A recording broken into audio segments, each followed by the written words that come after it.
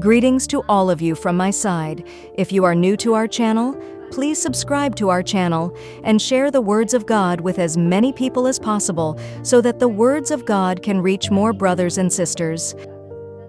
I welcome all my brothers and sisters, elders, sons, and daughters who are watching my program on YouTube or Facebook.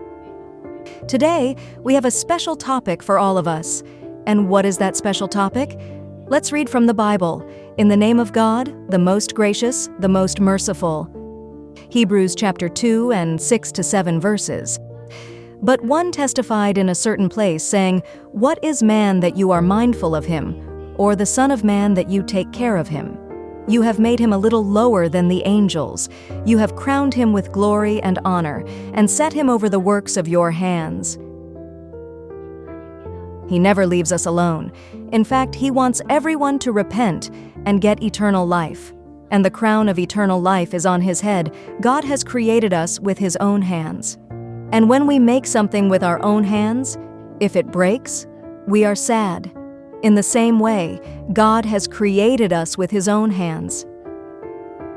When we have a loss or we are in pain or distress, then God is also sad about it. In the time of Noah, there was a storm and rain that destroyed the whole world. It is written in the Holy Book that God was sad and regretted. God made a promise that after today he would not destroy the whole world by rain, because God loves us so much that he sacrificed his only Son for us. So may God teach us to love in the same way as he has done to us. May God bless us to do this through our Lord Jesus Christ.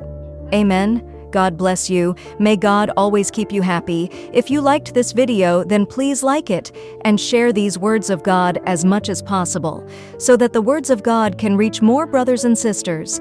If you do this, then God will bless you abundantly. And do subscribe to my channel. May God always keep you happy.